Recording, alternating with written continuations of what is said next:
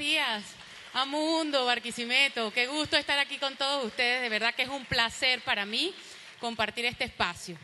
Y a ver, conversemos un poquito de eso que nos decía nuestra Jot. ¿Qué es eso del estrés? ¿Cuántos estresados hay aquí en esta sala? ¿Seremos muchos o no? Yo creo que somos muchos, ¿verdad que sí?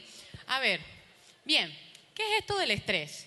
Bien, el estrés es la reacción que nosotros tenemos ante las situaciones que nos presenta el ambiente en el que nos desenvolvemos. Pero no todo el estrés es malo. De hecho, para mí estar hoy aquí con ustedes y compartir esta mañana ha representado momentos de eustrés. Eso que nos hace estar más alertas, más despiertos, que nos orienta al logro, que nos permite generar resultados. Esa presioncita sabrosa que de alguna manera hace que nosotros podamos conseguir eso que nos planteamos. Y ese es un estrés positivo. Pero sería maravilloso que el tema de hoy fuera hablar de eso solamente. Pues no. Porque resulta que el estrés negativo o el distrés es ese espacio, ¿verdad?, en el que realmente podemos ver consecuencias negativas en situaciones de nuestras vidas. Cuando nosotros estamos sometidos a una sobrecarga de circunstancias y que ya no podemos dar respuesta a ellas, estamos en presencia de estrés. Ese estrés que finalmente puede convertirse en una enfermedad silenciosa y agotadora y que finalmente puede causar grandes y graves problemas en nuestras vidas, en nuestra vida cotidiana, en nuestra vida personal, en nuestra vida laboral. Muchas veces nosotros pensamos que no es así. Bueno, solo se trata de estrés y resulta que influye en todos los aspectos. ¿Cuáles pueden ser esos síntomas que me pueden estar mostrando que estamos en presencia de estrés? Normalmente estoy sintiendo fatiga crónica. Fíjate los síntomas psicosomáticos, dolores de cabeza, dolores musculares, resfriados, dolor en el pecho. Aquí les quiero contar una historia. Voy yo a una empresa y el primer día de trabajo saludo a la primera persona que me recibe y entonces me recibe con alergia, estornuda. Y yo, pandemia, COVID, cuidado. No, resulta que al siguiente día igual, la siguiente semana igual, la siguiente semana igual. Y yo dije, resfriado constante, algo le pasa a ella. Entonces, bien, más adelante le voy a decir cómo termina esta historia. Síntomas emocionales, entonces encontramos ambientes de trabajo con personas irritables, que uno va a hacerle alguna pregunta y te responden feo. Con personas ansiosas, con personas que de alguna manera guardan demasiado la distancia y prefieren no involucrarse, personas que se sienten de alguna manera frustradas y además como un síntoma muy importante la desconcentración, la falta de lograr el enfoque en la tarea. Bien, hay síntomas conductuales, personas que tienen altos niveles de cinismo, de apatía, de hostilidad, de sarcasmo, tienen dificultad también para concentrarse, una conducta muy importante aquí, y aunque forma parte de la cultura venezolana, pero resulta que nos refugiamos muchas veces en sustancias como el cigarrillo, como el alcohol, o sustancias que no benefician mi estado y que en vez de favorecerme me perjudican. Un síntoma también bien presente en las organizaciones es que comenzamos a ver circunstancias de mucho conflicto. ¿Y por qué empieza a haber conflicto? Porque hay baja productividad, porque hay baja orientación al logro, porque hay desacuerdos e inconformidad entre las personas que se relacionan, ¿sí? Y porque por supuesto tenemos un ambiente laboral profundamente estresor, donde las interrelaciones no son positivas, donde nos cuesta demasiado llegar a acuerdos, nos cuesta la integración, nos cuesta el trabajo en equipo. Porque hay sobrecarga de responsabilidades y no nos estamos dando cuenta de esto. Pospandemia esto ocurrió mucho. Las organizaciones pues tuvieron que migrar a cambios muy importantes, pero además sufrimos pues una de las pérdidas más significativas que ha sufrido nuestro país es la pérdida del capital humano. Se nos ha ido mucha gente. Han quedado muchos cargos vacíos y esos cargos vacíos, cuando quedan así, entonces tomamos la decisión de decir, a ver, ¿quién me apoya con esta actividad? Porque es que por ahora no podemos hacer el proceso de reclutamiento y selección de nuevo. Entonces distribuimos tareas y chispeamos procesos y vamos resolviendo en la parte de la rutina y del día a día. Y eso es un ambiente laboral estresor. Falta de liderazgo, la presencia de los líderes aquí es profundamente significativa. ¿Quién es ese líder? ¿Cómo actúa? Bien, y un principio importante, la falta de unidad. la falta de propósito. Eso que en las organizaciones llaman misión, visión, valores, conceptos estratégicos, y que yo pudiera definirlo solamente en una palabra. ¿Cuál es tu propósito? Si tenemos claro el propósito, tendríamos claro este principio de unidad. Bien. Y me gustaría compartirles algunos números, algunas estadísticas que están demostrando, porque todo es número, ¿verdad? Nos miden por resultados, nos dicen, a ver, ¿qué demuestra eso? ¿Qué lo soporta? Resulta que la Organización Mundial para la Salud en sus últimos informes demostró que el gasto sanitario ha aumentado en un 6% anual para los países de ingresos bajos y para los países de ingresos altos en un 4%. Una cifra bastante significativa. El estrés laboral o las enfermedades que provienen de los comportamientos psicosociales, representan la segunda enfermedad en la lista de enfermedades de INSACEL, aquí en Venezuela. Entonces, aquí en Venezuela también estamos viendo un incremento importante que deberíamos comenzar a considerarlo, deberíamos comenzar a pensar, oye, ¿pero por qué está pasando esto? Bien, ¿por qué importa tanto? ¿Por qué hay un crecimiento tan marcado? A ver, con respecto a esto, empiezo a involucrar aquí la importancia que tiene de que evaluemos la estrecha relación que hay entre la vida personal y la vida laboral.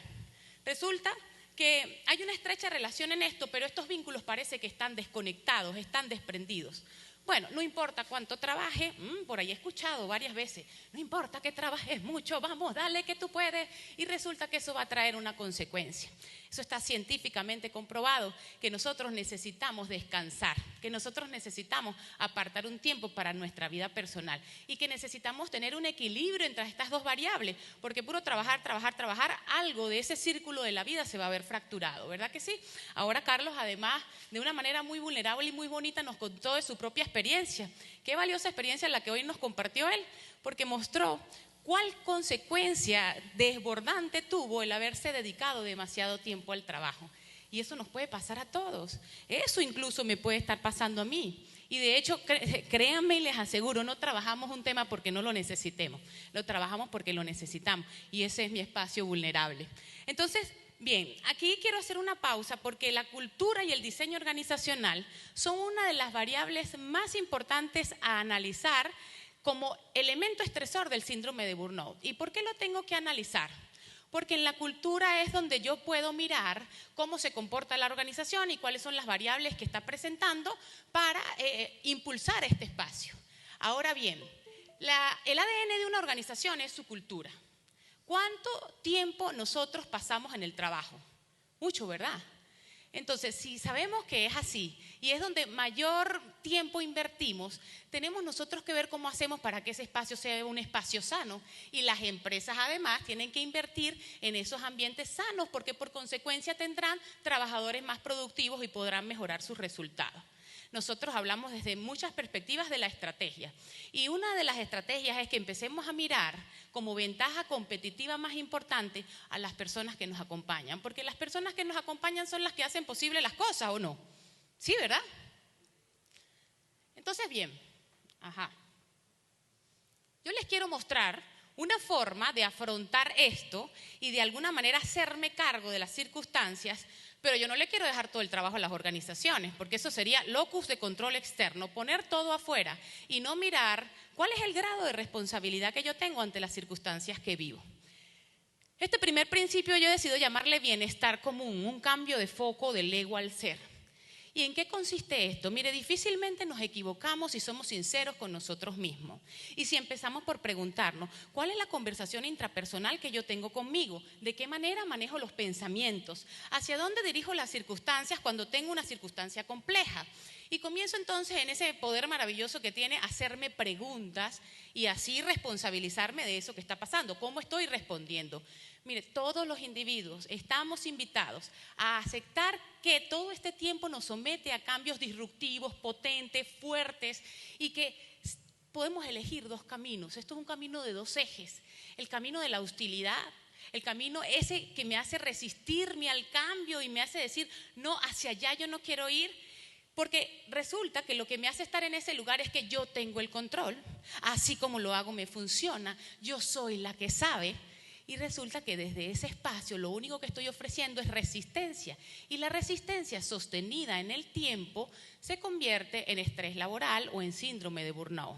Previo a mi tema, estuvo Yamile conversándonos de la importancia de aceptar el cambio y de afrontarnos a ese cambio de manera adecuada. Tiene que ver con eso. Entonces, la tarea es individual también. Si tú decides afrontar los cambios con apertura, con deseos de crecer, con deseos de aprender, entonces ocurre algo maravilloso en ti. Primero, que nos podemos mostrar vulnerables. ¿Qué problema tenemos con mostrarnos vulnerables, no? Benny Brown dice en su libro El poder de ser vulnerables, que tu coraje se puede medir en la capacidad que tienes de mostrarte vulnerable. Y qué maravilloso, ya hemos roto barreras importantes de decir, mire, vengo aquí a mostrar, qué gran es Maru. No, Maru es solo un ser humano que está aquí y viene a compartirles una experiencia que puede ser muy valiosa. Y para que podamos lograr entonces el bienestar común, tenemos que soltar cosas, tenemos que soltar ese control, ese ego, esa soberbia que me hace sentir que yo soy el que sabe, y tenemos que abrirnos al aprendizaje, a la escucha, al crecimiento. De esta manera entonces se va a activar la capacidad de innovar, la capacidad de procesamiento, la capacidad de generar ideas, porque sueltas el control, sueltas la resistencia y te das una posibilidad a abrirte. Y cuando nosotros pues abrimos esta posibilidad, también soltamos el miedo al cambio, el miedo a que yo vaya a perder ese control. El miedo, hay una forma muy sencilla de superarlo. ¿Y saben cuál es? A mí me ha funcionado muchísimo. Yo les digo, a ver, ¿saben qué? Estoy sintiendo miedo. Y me da miedo. Y hoy tenía miedito de estar aquí con ustedes, pero después dije, nada, esos son de ahí de Lara, y yo soy de Mérida, y además con mi acentico yo los puedo conquistar a todos. Y voy superando el miedo, y hablo del miedo, y me busco a alguien con quien pueda hablar del miedo. Y de esa manera entiendo que es parte de nosotros, y lo abrazo y digo, bueno, me voy a hacer cargo accionando, profundizando en el tema. No lo dejo así al libre albedrío, sino también me hago cargo. Y resulta que cuando entonces soltamos ese miedo, nos abrimos a la posibilidad de pensar de manera distinta. Y una manera distinta de pensar es pensar en el bienestar común, que no es más que dejar de pensar en solo lo que me beneficia a mí y empezar a pensar en lo que nos beneficia a todos. De alguna manera voy a minimizar ese estado en el que yo digo, no, es que yo tengo que pensar primero en mí. No, vamos a pensar en qué es lo que puede ser beneficioso para todos, y a partir de allí y por añadidura se nos otorgará el beneficio individual. Y ese beneficio individual no es más que la profunda necesidad que todos tenemos de sentirnos útiles. Y si yo soy útil en un espacio, pues entonces me siento bien y me siento autorrealizada porque siento que estoy aportando.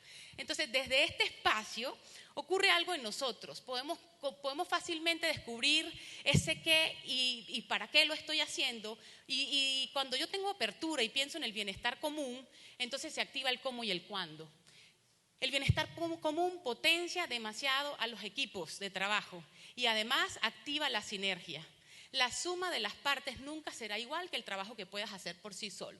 Entonces los invito a ese cambio individual que tiene que tener cada uno y que no podemos dejarle todo el trabajo a la organización. Esto, como una técnica de afrontamiento individual, representa una variable extremadamente importante a ser considerada. Ahora bien, un modelo amigo es ese espacio en el que tenemos que mirar a la empresa desde todas sus partes. Sí, es un modelo teórico llamado análisis multifacético para la intervención y gestión organizacional. Y es una forma de unir aquí la parte académica con la parte práctica, ¿verdad? En mi experiencia como asesor, cuando voy a las empresas a trabajar y acompañar los procesos, mira, me paseo por todo esto. Entonces a veces siento que soy como una bioanalista que va a ir a hacerle un examen de laboratorio a la empresa y va a determinar dónde y cuál de las facetas necesita ser acompañada. Entonces, tenemos una faceta estratégica, rápidamente me voy a pasear por aquí, donde podemos mirar cuál es el propósito que tiene esta organización, cuál es su razón de ser, cuál es su cultura, de qué manera se maneja con las personas, cómo se relaciona con el entorno a lo interno y a lo externo. Le damos una mirada a esa faceta que le llamamos la faceta dura. Y esa faceta dura tiene que ver con la estructura que soporta todos esos procesos administrativos, todos esos controles internos, la estructura organizativa. La infraestructura, qué ambiente hay, con qué elementos contamos. Entonces le decía de la muchacha que les hablé. Y yo llego y le digo, a ver, ¿te gustaría conversar algo conmigo? Ahí le hago algunas preguntas. ¿Por qué te sientes así? ¿Qué te gustaría mejorar? ¿Dónde te gustaría que trabajáramos? Y ella me dice, no me gusta el lugar donde estoy. Me cambiaron de puesto y estoy súper estresada de estar ahí. Pero ya no hay manera porque no hay otro espacio donde yo pueda estar. Entonces, ¿me puedes llevar a pasear por toda la empresa para ver de qué manera podemos cambiar esto? Vamos a hacerle 3 propuestas al jefe. Hicimos 3 propuestas. 2 semanas después ya no había alergia. Ella se sentía mejor. Y solo abrí un espacio de escucha, solo me senté con ella a validar cómo se sentía y hicimos un cambio de infraestructura, no de infraestructura, pero sí de lugar de trabajo. Y movimos su escritorio y ahora está mucho más cómoda que antes. Entonces sí ocurre, no es magia, no es una cosa del otro mundo, no, pero infraestructura, cambios en la infraestructura serían muchos recursos. No, solo se trata de escuchar y ver qué otras posibilidades tenemos para hacernos cargo. Bien, tecnología, un aspecto súper importante. Saben que cuando nos estamos quedando atrás con la tecnología, miren cómo me incluyo, mi reto de este año es que yo tengo que hacer más formación y capacitación en el área tecnológica, porque quedarse atrás produce estrés. Díganme estos jóvenes centennial que hacen todo con el celular. Dios mío, eso me genera mucho estrés, pero no me voy a quedar atrás. Tenemos que acompañarnos de la tecnología, porque la tecnología, dijo ayer un joven, nos facilita la vida. Entonces aprovechemos esa variable. Bien, yo estoy moviendo esto. ¿Por qué no me habían dicho? No, tenían que decirme. Entonces, bien, seguimos viendo las distintas facetas, vemos cómo es el clima de esta organización. Esto es una determinante importantísima del estrés laboral. ¿Cómo se comunica la gente? ¿Cuáles son esas políticas de recursos humanos? ¿Son muy rígidas o son muy flexibles? ¿Son coherentes o son incoherentes? Todo eso lo andamos mirando cuando estamos viendo cómo diagnosticar cuáles son los elementos que están estresando a la gente. Y la faceta de integración, el contrato psicológico, no puro hacemos ese contrato legal que firmamos, sino también hacemos un contrato psicológico que habla de cuáles son las expectativas que yo tengo cuando voy a esa organización o que esa organización tiene de mí, y de eso tenemos que hacernos cargo. ¿Cuál es ese sistema de trabajo y cómo se ajusta con los procesos y las personas? ¿Y cuáles son los resultados? ¿Cómo terminó eso con el cliente? ¿Cómo termina con el cliente interno? Y la evaluación del proceso en su totalidad. Una vez que tenemos todo esto listo, entonces podemos identificar dónde están los riesgos. Mire, el riesgo está en la faceta blanda. Hay que trabajar más con la gente. Y a partir de allí, ¿qué hacemos? Profundizamos en ese diagnóstico, determinamos entonces cuáles son las estrategias que vamos a tomar, que pueden ser múltiples, pero que dependen de este diagnóstico. Entonces, a lo mejor tenemos que ajustar la jornada laboral, a lo mejor tenemos que cambiar los puestos de trabajo, tenemos que rediseñar nuestra estructura organizativa y hacerla menos jerárquica, por ejemplo. Todo nace de ahí, de ese diagnóstico, de que nos sentemos juntos y lo discutamos, y de aplicar un poquito ese sentido común en pro del bienestar de las personas que trabajan con nosotros. Y por último, como tercer punto y no menos importante, porque de hecho es una de las variables súper determinantes, los líderes. Queridos y apreciados compañeros, líderes de equipo o dueños de empresas. Estas son las personas que determinan con mayor hincapié cómo se están sintiendo las personas. Si tenemos un líder extremadamente autocrático, extremadamente fuerte, de políticas rígidas, probablemente lo único que va a lograr es gente que se aísle, que se reprima, que se resienta, y desde el estado emocional resentimiento no hay movimiento y no hay acción. Necesitamos más líderes que escuchen a su gente, que se sienten y escuchen de sus necesidades, qué necesitas, qué te hace falta, de cómo te estás sintiendo con este cambio. Y a ver, eso es entregar demasiado poder. No, equilibradamente. Yo puedo comprender qué le puede preocupar a la gente cuando voy a la consulta, pero resulta que ir a la consulta amplía tu conciencia. Y a eso es a lo que quiero invitar a los líderes, a escuchar más y a accionar en función de lo que escuchan de su equipo de trabajo, porque son agentes de cambio, porque impulsan e impactan de manera positiva a las personas. Un líder es medido por la capacidad de transformar y de accionar al otro también.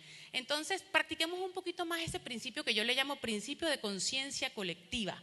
¿Y qué es esto? Todo debe ser informado, todo debe ser consultado, todo debe ser ampliamente conversado. ¿Cómo? Con plenarias, reúnanse con su equipo, reúnanse con su gente. ¿Cuántas veces nos reunimos con las personas que están con nosotros? A veces llego a las empresas y me dicen, no, nunca. Y yo, oh, wow. Es solo una reunión donde podemos compartir nuestras ideas, donde podemos respetar un derecho que yo le llamo el derecho de participación, y podemos escuchar qué opina usted, cómo lo ve usted, cuál es su perspectiva. El derecho de decisión, a mí me parece que podemos decidir por esta opción, la opción 2, la opción 3. y el derecho de apelación. No estoy de acuerdo, me parece que es demasiado peligroso tomar esa decisión o tomar ese camino. Y desde este espacio yo les aseguro que vamos a potenciar ese lugar que cada una de las personas que nos acompañan merece y tiene dentro de la organización. Bueno, muchísimas gracias y feliz de estar aquí con ustedes.